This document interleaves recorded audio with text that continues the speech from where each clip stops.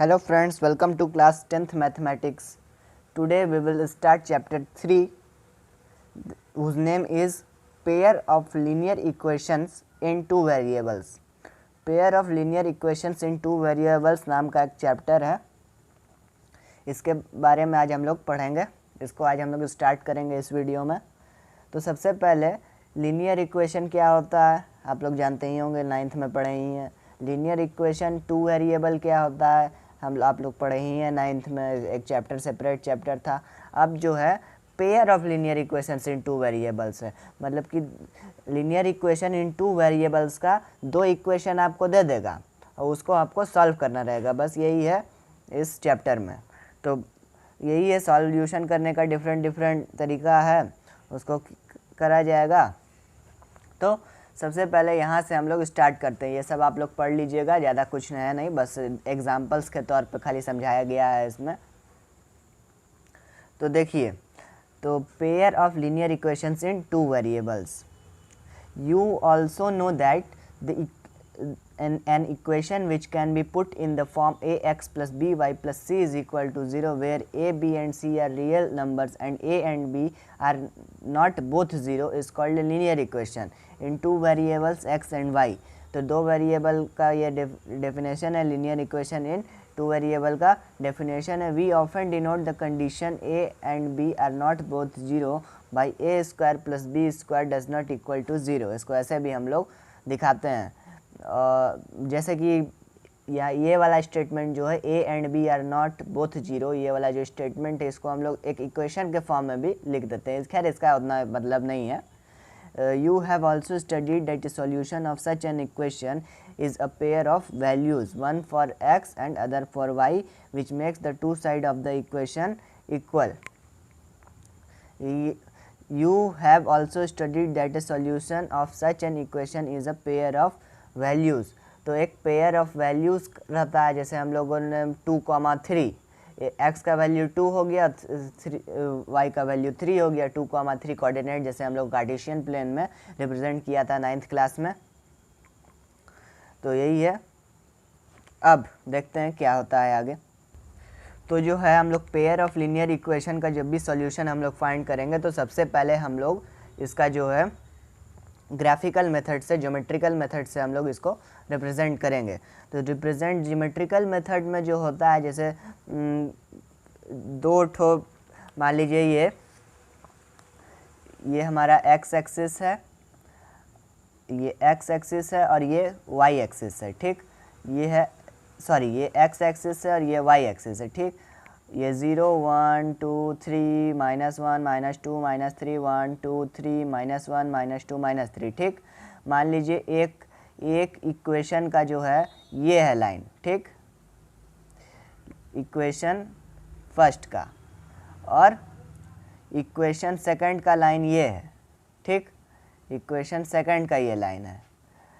तो इन दोनों pair of linear equation का जो सॉल्यूशन है ये वाला कोई पॉइंट होगा, ये जो इंटरसेक्टिंग पॉइंट है यही इस दोनों पेयर ऑफ इक्वेशन का जो है linear equation in two variables का जो है एक कॉमन सॉल्यूशन है। यानी कि सॉल्यूशन ये वाला वैल्यू से ये वाला भी सेटिस्फाई करेगा और ये वाला भी सेटिस्फाई करेगा, मतलब कि सॉल्यूशन है, समझ जाइए कि ये एकदम डेफिनिट वैल्यू समझ जाइए इसको, यही है।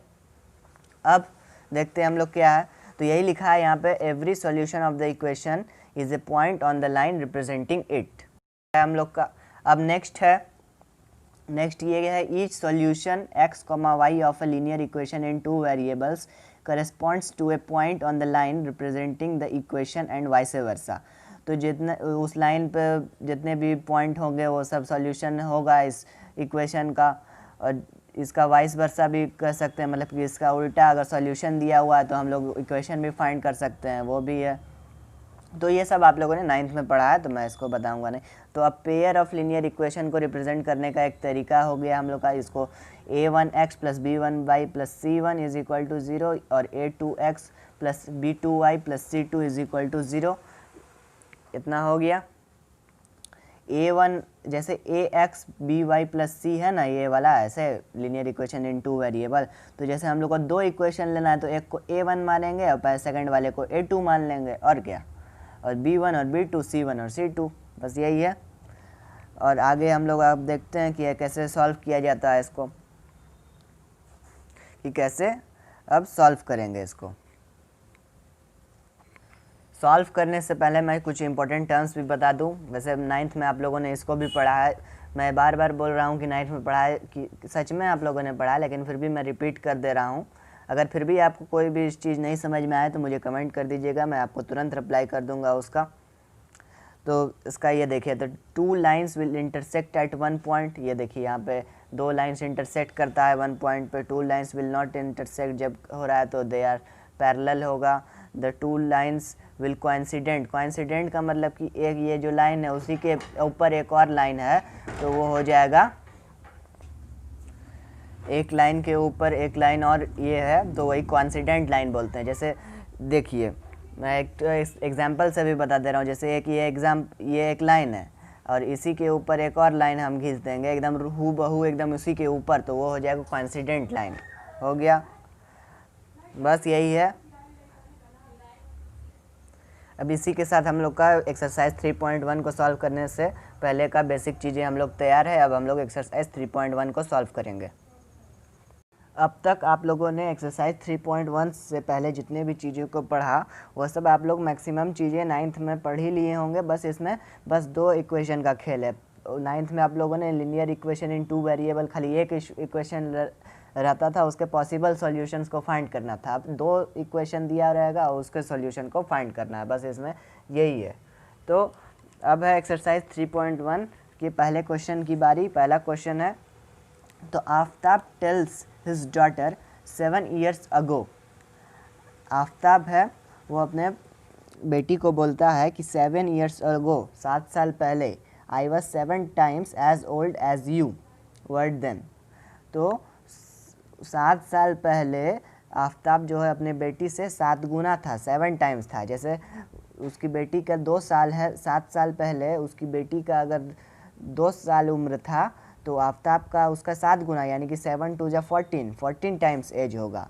इसी तरह वो ये भी बोलता है 3 years from now, 3 साल बाद, यानी कि 3 साल बाद, यानी कि मान लीजिए अभी 2020 चल रहा है तो 2021, 22, 23, 2023 में I shall be 3 times as old as we will be, 3 गुना होगा। जैसे आफ्ताब अभी 5 साल का होगा, मान लीजिए उसकी बेटी अगर 5 साल की होगी 3 साल बाद, तो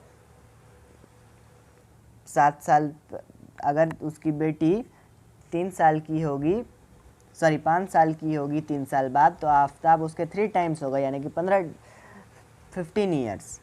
तो represent this situation algebraically and graphically. हम लोग को इस सिचुएशन जो दिया हुआ है, जो इसको हम लोग को एल्जेब्रिकली यानी कि इक्वेशन के फॉर्म में लिखना है। बस इक्वेशन के फॉर्म में लिख देंगे हम लोग का, बस ये रिप्रेजेंट हो जाएगा। और ग्राफिकली उसको दिखाना है कि ग्राफिकली उसको कैसे शो करेंगे। तो ग्राफिकली में भी वही इक्वेशन को हम लोग जो भी बनेगा उसको हम लोग ग्राफ पे प्लॉट कर देंगे, हो जाएगा।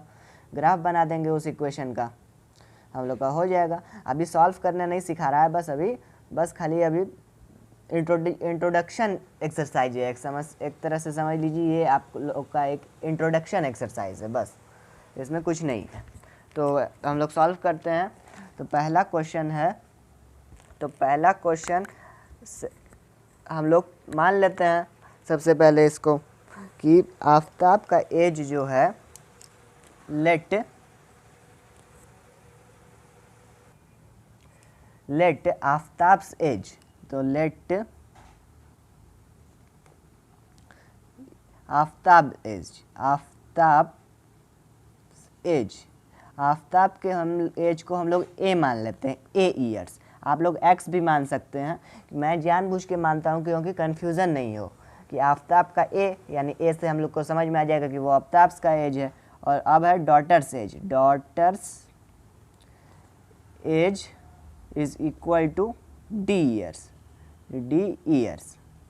लोगों ने ये मान लिया। देखिए आफ्ताब एज को हम लोगों ने ए मान लिया और डॉटर्स एज को डी मान लिया। आप लोग को एक्स और वाई भी मान सकते हैं, ऐसा कोई ज़रूरी नहीं है कि आप लोग ए और डी ही माने।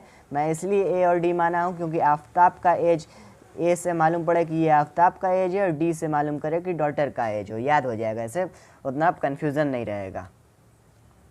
तो अब बारी है, अब सिचुएशन हम लोग अब सिचुएशन पे अब लोग इक्वेशन बनाने की कोशिश करते हैं। तो 7 ईयर्स अगो, तो 7 ईयर्स अगो में कैसे कैसे सिचुएशन है। 7 ईयर्स अगो यानी कि 7 साल पहले, तो 7 साल पहले में a माइनस 7 और d माइनस 7 दोनों में 7 साल जो है माइनस हो जाएगा और उससे 7 टाइम्स है, 7 टाइम्स एज ओल्ड यू, तो 7 साल यहाँ पे 7 ईयर्स। जैसे आफ्ताब का एज में से हम लोगों ने 7 ईयर्स घटा दिया क्योंकि 7 ईयर्स अगो 7 ईयर्स पहले की बात है, तो दोनों के एज में से 7 साल घटा दिया हम लोगों ने। 7 ईयर्स डी माइनस 7 यानी कि डॉटर के एज में 7 ईयर्स माइनस करेंगे और आफ्ताब के एज में 7 ईयर्स माइनस करेंगे और उस समय जो है तब हो जाएगा, उस समय आफ्ताब जो है अपने डॉटर से 7 टाइम्स है, तो 7 से मल्टीप्लाई कर देंगे इसमें, तो 7 times daughter age is equal to Aftab age. अब इसको हम लोग सॉल्व कर लेते हैं। a minus 7 is equal to 7d, 7 into d 7 और 7 7 जा 49 हो जाएगा। अब a माइनस 7, तो a माइनस 7 प्लस 49 हो जाएगा, इधर वाला माइनस 49 इधर वाला प्लस कर देंगे तो प्लस 49 और इधर वाला 7d इधर माइनस 7d हो जाएगा और इज इक्वल टू 0। अब जो है a माइनस 7d और इसको माइनस 7 और प्लस 49 करेंगे तो 49 और minus 7 plus 42 is equal to 0। हम लोग का एक इक्वेशन बन गया, इक्वेशन एक तैयार हो गया एल्जेब्रिकली। अब केस सेकंड की बारी। केस सेकंड क्या है? केस सेकंड में है 7 ईयर्स अगो नहीं, अब है 3 ईयर्स फ्रॉम नाउ, यानी कि 3 साल बाद, 3 ईयर्स लेटर। इसको लेटर फ्रॉम नाउ को लेटर भी बोल सकते हैं। लेटर यानी कि 3 साल बाद जो है a प्लस 7 और d प्लस 7 दोनों में, सॉरी 3 साल होगा, तो d प्लस 3, तो 3 साल दोनों में जोड़ दिए हम लोग। आफ्ताब के एज में 3 साल जोड़ दिए, डॉटर के एज में 3 साल जोड़ दिए। अब जो है डॉटर की, आफ्ताब का एज कितने गुना होगा अपने डॉटर के एज से? 3 टाइम्स लिया खा हुआ है, तो यहाँ से 3 से मल्टीप्लाई कर दिए, तो a plus 3 is equal to 3d और प्लस 3 3 ज़ा 9। अब इसको आगे सॉल्व करेंगे तो a प्लस 3 माइनस 9 और minus 3d is equal to 0। a और प्लस 3 माइनस 3d इसी तरह रह गया और प्लस 3 माइनस 9 हो गया माइनस 6 इज इक्वल टू 0। एक हम लोग का सेकंड इक्वेशन ये हम लोग का बन गया। अब ये दो इक्वेशन एल्जेब्रिकली में हम लोग का हो गया, ये दो इक्वेशन एल्जेब्रिकली में बस इस दो इक्वेशन को लिख देंगे, हम लोग का नंबर मिल जाएगा। नंबर क्या मतलब कि सॉल्यूशन हो जाएगा। ऐसे सॉल्यूशन करेंगे तो अच्छा लगेगा, पूरा सॉल्व करके बताएंगे, ये लेट करके दिखाएंगे तो थोड़ा मार्क गेनिंग अट्रैक्टिव लगता है, इसीलिए। अब ग्राफिकली इसको शो करते हैं हम लोग। ग्राफिकली शो करने के लिए इस इक्वेशन और इस इक्वेशन का सबसे पहले हम लोग वो सॉल्यूशन फाइंड करेंगे, 2 या फिर 2 में मिनिमम 2 सॉल्यूशन फाइंड करेंगे और उसके पास ग्राफ पे प्लॉट कर देंगे, हो जाएगा हम लोग का, बन जाएगा। तो सबसे पहले a माइनस 7d और प्लस 42 इज इक्वल टू 0।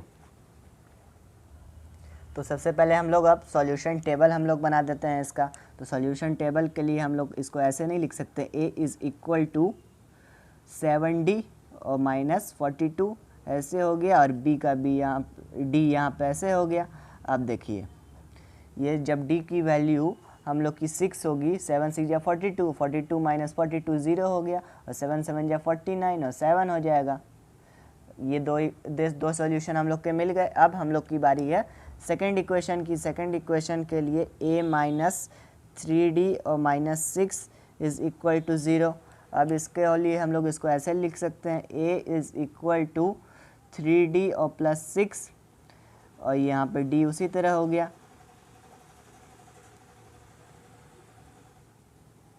इसको आप लोग x मान लीजिए और इसको y मान लीजिए, इसको x मान लीजिए और इसको y मान लीजिए, क्योंकि x कोऑर्डिनेट है और ये y ऑर्डिनेट है, y कोऑर्डिनेट और x कोऑर्डिनेट।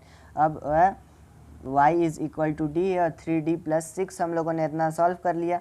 तो अब बात करते हैं, अगर हम लोग d का वैल्यू अगर 2, d का वैल्यू अगर 0 है तो x की वैल्यू 6 हो गई, और d की वैल्यू अगर 1 है तो a की वैल्यू 9 हो जाएगी। अगर d की वैल्यू 0 है तो a की वैल्यू हम लोग का क्या हो जाएगा, 3 0 0 और 6, और 3 1 जा 3 और 6 9। अब हम लोग इसको ग्राफ पे कार्टेशियन प्लेन पे प्लॉट कर देंगे। तो कार्टेशियन प्लेन पे प्लॉट करने के लिए हम लोग ग्राफ बनाते हैं। ये हम लोग का x एक्सिस और y एक्सिस ड्रॉ हो गया। अब हम लोग का देखिए, जब ये 0,6 है, 0 और 6, 0,6 यहाँ पे ड्रॉ हो गया, और 7,7 7,7 यहाँ पे हो जाएगा। ये ग्राफ पे बनाइएगा तो अच्छे से आएगा। अब इसको हम लोग ऐसे ज्वाइन कर दे रहे हैं। ये देखिए, ये हम लोग का एक इक्वेशन का लाइन हो गया, एक इक्वेशन का लाइन। ये a माइनस 7d प्लस 42 का ये लाइन हो गया। अब है ये वाले इक्वेशन की बारी। तो 6,0 यहाँ पे हो गया, और 9,1 हम लोग का यहाँ पे आ गया, 9,1। तो अब हम लोग इसको ऐसे इसका ड्रॉ कर लेंगे। ये इसको ऐसे आया। ये देखिए, ऐसे दोनों आपस में पैरेलल तो है नहीं, इसीलिए आगे जा कर के ऐसे इंटरसेक्ट करेगा। ग्राफ पे ये इंटरसेक्ट कर जाएगा, इसीलिए कोई दिक्कत नहीं है। ग्राफ पे इसको आप लोग ड्रॉ करिएगा तो ये एक जगह जा कर के इंटरसेक्टिंग हो जाएगा, इसीलिए कोई दिक्कत नहीं है। ये हो गया हम लोग का a माइनस 3d और माइनस 6 इज इक्वल टू 0 का a। उतना समझ में नहीं आया होगा, मैं जान रहा हूँ, क्योंकि इंटरसेक्ट मैं नहीं करवा पाया हूँ यहाँ पे। ग्राफ पे ये हो जाएगा, आप टेंशन नहीं लीजिएगा। ग्राफ पे ये आगे चल के इंटरसेक्ट ज़रूर होगा। अब बारी है सेकंड क्वेश्चन की। सेकंड क्वेश्चन अब मैं नेक्स्ट वीडियो में बताऊंगा। तो तब तक के लिए नमस्कार, जुड़े रहिए हमारे चैनल लक्षित मैथमेटिक्स के संग। Bye bye, tata, see you, have a nice day. Thank you.